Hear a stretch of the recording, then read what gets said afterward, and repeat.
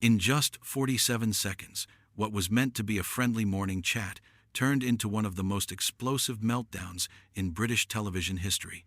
Hugh Grant, the beloved actor known for his charm and wit, went head-to-head with Lorraine Kelly in a confrontation so intense that it ended with him storming off set while cameras were still rolling. What started as light banter quickly spiraled into accusations, raised voices, and a complete breakdown of professionalism that left the studio in absolute chaos. Before we get into this madness, make sure you subscribe to this channel for daily videos exposing Britain's darkest scandals. Hit that button now, because you won't want to miss what we uncover next. Last night's episode of Lorraine was supposed to be straightforward. Hugh Grant was there to talk about his latest film project, a gritty drama that's been getting serious buzz at film festivals. The morning show had promoted his appearance all week, and viewers tuned in expecting the usual charming conversation between two British television favorites. What they got instead was something nobody could have predicted.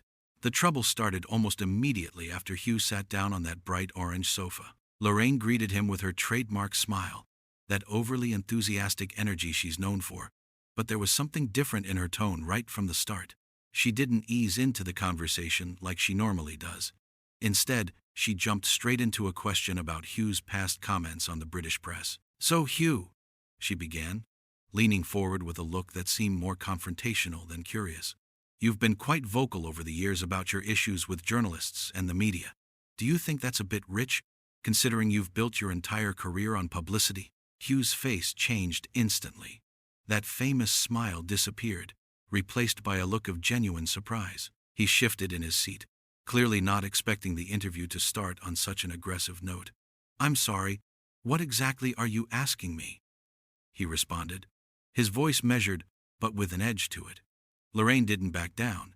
She pressed on, her tone becoming sharper. "Well, you've made millions from being in the public eye, haven't you? You've done countless interviews, walked red carpets, posed for photographs. But then when the press writes something you don't like, suddenly they're the villains. It just seems a bit hypocritical, doesn't it?" The studio audience went quiet. This wasn't the warm, fuzzy morning television they'd signed up for. Hugh looked directly at Lorraine, and you could see him deciding whether to play nice or push back. He chose the latter. "Lorraine, there's a massive difference between doing promotional interviews for my work and having my private life invaded," Hugh said, his voice getting firmer.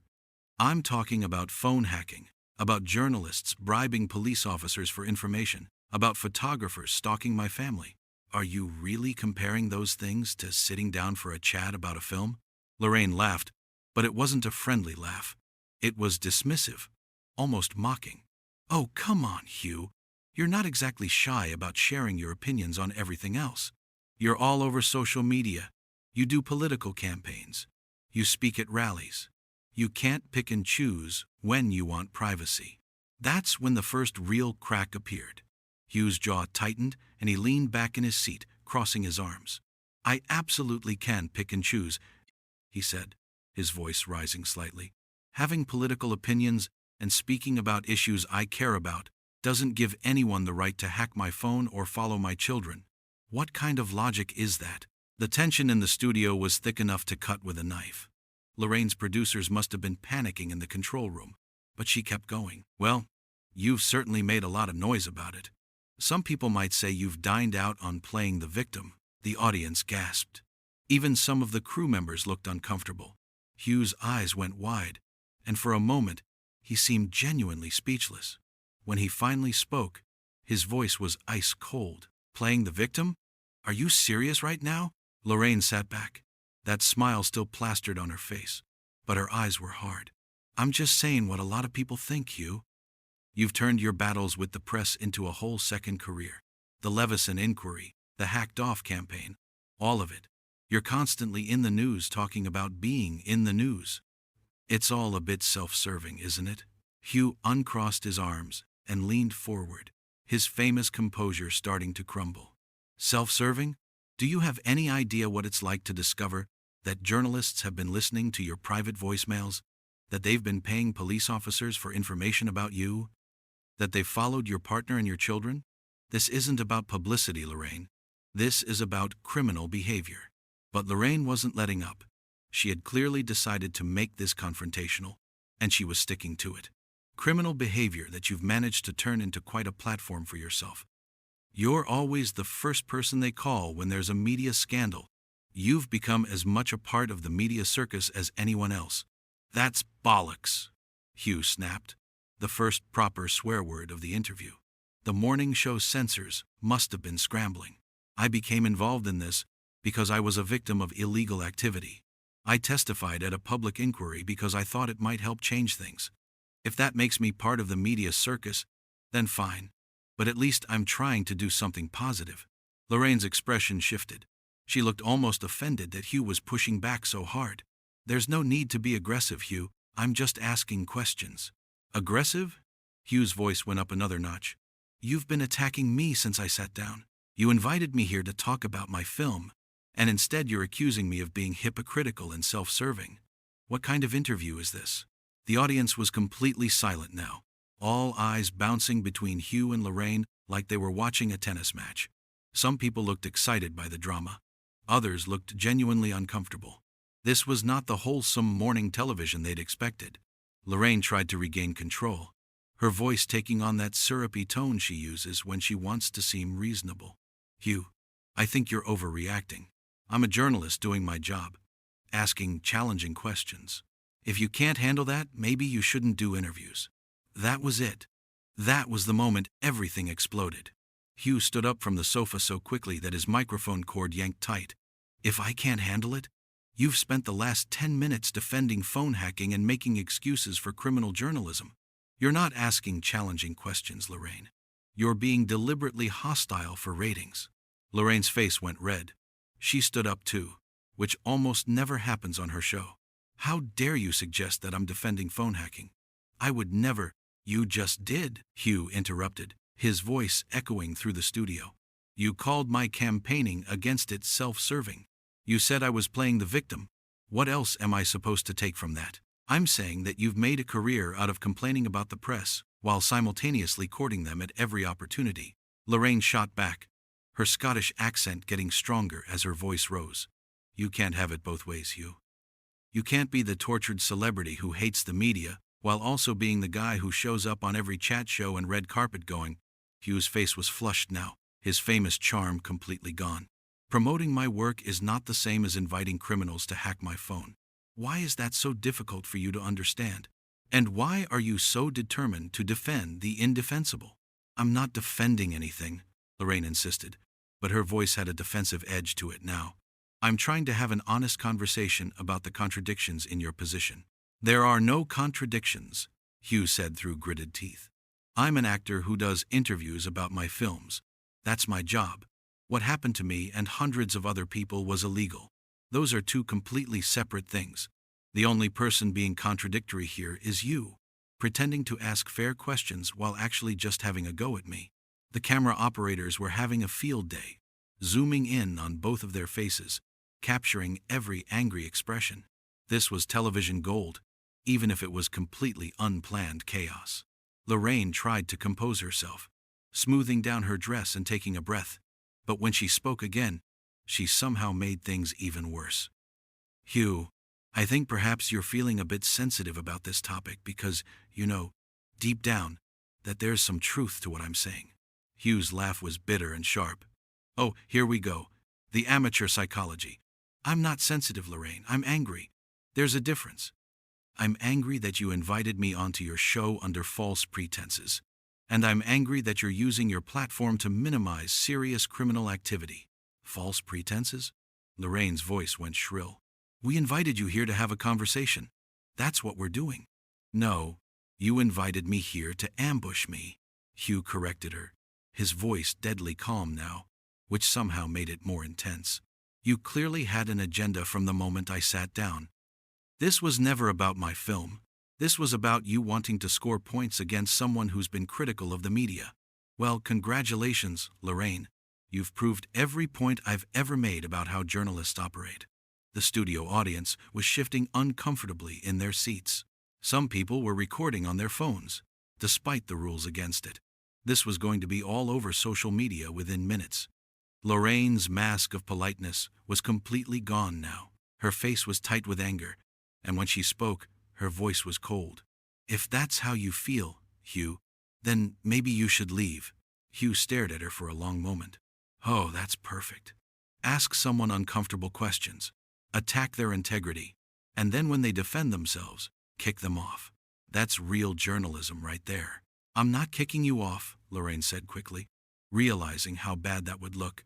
"I'm simply saying that if you're this uncomfortable with the conversation—" "I'm not uncomfortable," Hugh interrupted again. "I'm disgusted. There's a difference. I'm disgusted that you would use your position to defend press criminality. I'm disgusted that you would trivialize what happened to me and countless others. And I'm disgusted that this is what passes for morning television." Lorraine's voice went sharp again. "Well, if you're so disgusted, Hugh, then by all means, feel free to go. Nobody's forcing you to stay here." The audience let out a collective gasp.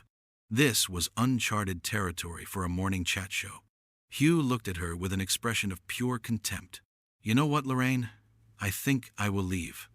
Because I don't need to sit here and be insulted by someone who's apparently forgotten what real journalism is supposed to look like." "Real journalism is asking difficult questions," Lorraine fired back, her composure completely shattered now. "Not just letting celebrities come on and say whatever they want without challenge." Hugh was already reaching for his microphone, unclipping it from his shirt. "Difficult questions are fine. Hostile attacks dressed up as questions are something else entirely. You should learn the difference. And you should learn to handle a bit of scrutiny without throwing a tantrum," Lorraine snapped. That was the final straw. Hugh dropped his microphone on the sofa with enough force that it made a loud thump through the speakers. "A tantrum? I've been defending myself against your attacks for the last 15 minutes, while you've sat there smirking like you're enjoying every second of it. If anyone's behaved badly here, Lorraine, it's you." Lorraine opened her mouth to respond, but Hugh was already moving. He stepped away from the sofa, and you could see him shaking slightly with anger. The cameras followed him as he walked across the studio floor. "Hugh, wait!" Lorraine called out, but her voice had lost all its authority. She sounded uncertain now, maybe realizing how bad this all looked. "Let's just take a breath and—" "No," Hugh said firmly, not even turning around. "I'm done. This whole thing has been an absolute disgrace." A producer rushed onto the set, trying to intervene, whispering something urgently to Lorraine. But it was too late. The damage was done. Hugh was already halfway to the exit, his face like thunder. Lorraine tried one last time to salvage something from the wreckage. "Hugh, I'm sorry if you feel that the interview was hostile. That wasn't my intention." Hugh stopped and turned around, his hand on the studio door. For a second, it looked like he might come back, might give her a chance to make it right. But then he spoke, and his words were devastating. "You know what, Lorraine? I don't believe you. I think this was exactly your intention. I think you wanted to create drama and controversy, and you didn't care who you hurt in the process. That's the kind of journalism I've been fighting against for years. And the fact that you can't even see what's wrong with what you just did proves exactly why that fight is necessary." With that, he pushed open the studio door and walked out, leaving Lorraine standing alone on set with a studio full of shocked audience members and crew. The door swung shut behind him with a definitive bang that echoed through the studio. For several long seconds, nobody moved. Nobody spoke. The camera stayed on Lorraine, who looked like she couldn't quite believe what had just happened. Her face cycled through several emotions: anger, confusion, embarrassment, defensiveness, before settling on a forced smile that didn't reach her eyes. "Well," she said, her voice trying and failing to sound light. "That was unexpected." The audience didn't laugh. The atmosphere in the studio was heavy and awkward. Lorraine looked off camera at her producers, clearly receiving instructions through her earpiece. She nodded slightly, that fake smile still plastered on her face. "We're going to take a quick break," she announced to the audience and cameras. "When we come back, we'll have a lovely chat about spring gardening."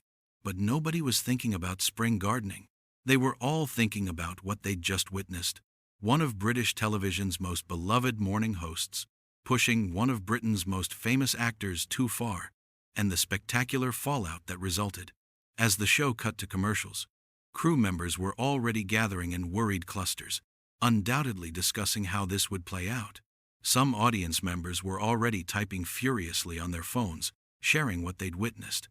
The video clips would be everywhere within the hour. Hugh Grant was gone, having walked out of that studio and likely straight into a firestorm of media attention. But he'd left with his dignity intact, having refused to sit there and take Lorraine's hostile questioning without fighting back. Lorraine, on the other hand, was left standing in the wreckage of what had been one of the most disastrous interviews in morning television history. She'd pushed too hard, attacked too personally, and it had backfired spectacularly. The show that was supposed to be a friendly chat about a new film had instead become a cautionary tale about what happens when a host forgets that there's a line between challenging journalism and simple aggression. The studio door through which Hugh had exited remained closed, a silent testament to the confrontation that had just unfolded. Inside the studio, the uncomfortable silence spoke volumes about how badly things had gone wrong. This wasn't just a difficult interview that had gotten a bit heated. This was a complete breakdown of the relationship between host and guest, played out in front of cameras and a live audience. And somewhere in the building, Hugh Grant was probably already on the phone with his publicist, explaining how what was supposed to be a straightforward promotional appearance had turned into something else entirely, a battle over principles, respect, and the fundamental nature of journalism itself. The confrontation was over, but the consequences were just beginning to unfold across social media and news outlets everywhere. Britain had witnessed something rare, a moment of real, unscripted conflict on morning television, and it wouldn't be forgotten anytime soon.